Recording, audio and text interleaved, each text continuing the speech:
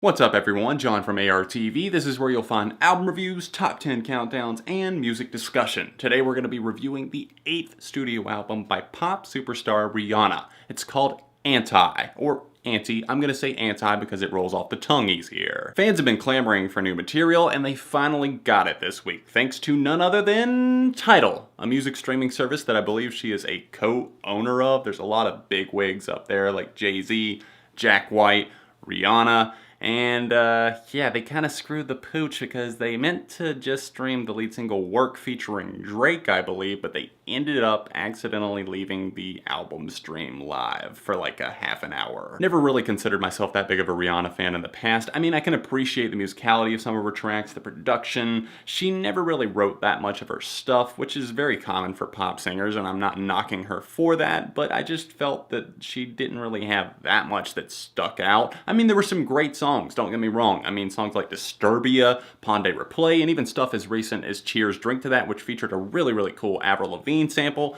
and even Diamonds off of her last album that came out in 2012. Anti was too big to pass up on. It's a huge project that's been really lingering for quite some time now. We had teasers like Bitch Better Have My Money, 4 or 5 Seconds, American Oxygen, and none of those songs made it on this album. And the sounds that were coming from those three, I had no idea what she would do with Anti. I was like, is it gonna be an indie record? Is it gonna be a trap record? Or just a straight up pop? She went for all three sounds with those different songs, but none of them ended up on the track listing, not even on the deluxe edition. I'm covering the standard here today.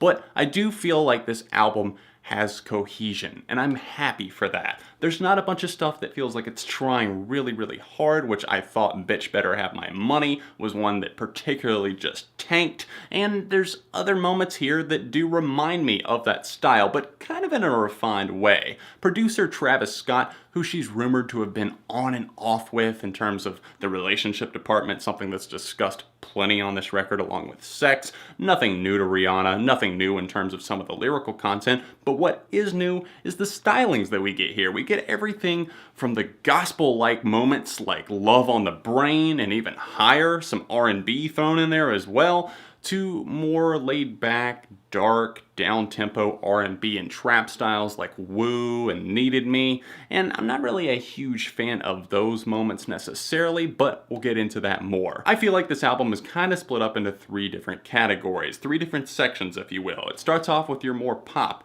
and radio-friendly stuff. You've got Consideration, the collaboration with A0, one of my favorites here.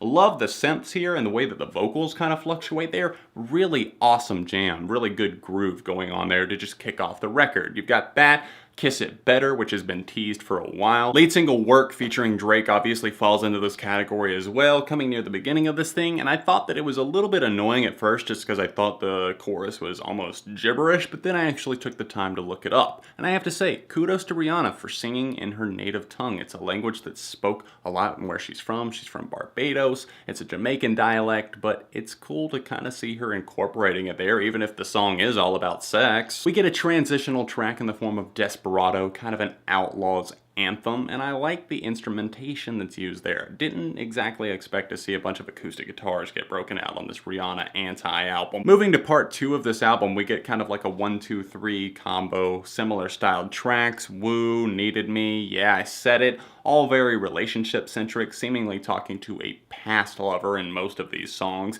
Yeah, I Said It is definitely one that's more sexually charged, so not safe for work, children. Woo in particular really stands out because it's easily the worst song on this album for me. I cannot stand Travis Scott on this track. I mean, I've never been a huge fan of him as a rapper or a singer. I like some of his beats and I can definitely appreciate how hard some of those go. But on this track, it's just kind of a grinding beat that never really goes anywhere. Rihanna sounds pretty good on the track, but other than that, you have a chorus that rolls around and just absolutely kills the vibe each time. Moving on to stage 3, we get another transitional song in the form of Same Old Mistakes. I saw that track and I was like, hey, that sounds like a song I know, off of a Tame Impala album that just came out last year. It was one of my favorite songs on Currents. And lo and behold, Rihanna covered Tame Impala's New Person, Same Old Mistakes. and pretty much just copy and pasted the instrumental. Changed it up a little bit right there at the end with some of the lyrics, but other than that,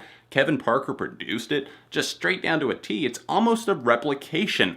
First off, I have to say, awesome. Kudos to you, kudos to your team for choosing this. It's nice to see this track coming from a female perspective. It's easily applicable to really any situation, and it's nice to see it's like another side of the story, even though it's the same lyrics. It's like you hear those songs that are sung in pop music and one verse is the exact same thing, but a female singer will sing it and you'll be like, oh wow, that actually worked really well. Definitely adds to the dark vibe that this record kind of has going all throughout it, even though in stage 3 that we're about to talk about, things do get a little bit brighter. We see the light at the end of the tunnel, but still, it's moody, it's good, and it fits the flow of the album. Then we finally get to what I'm gonna call stage 3. I don't think this was necessarily an intention here, but this is just kind of how I'm interpreting Anti. We get to not just brighter music, but really more instrument-led music. We're seeing guitars and pianos popping up here. Never Ending is the first song that we see in this section, and I think it's a fantastic tune. Love on the Brain very much sounds like it could be surrounded by a choir, like them closing in on Rihanna's voice, and it would be perfectly okay. It would sound natural because it's that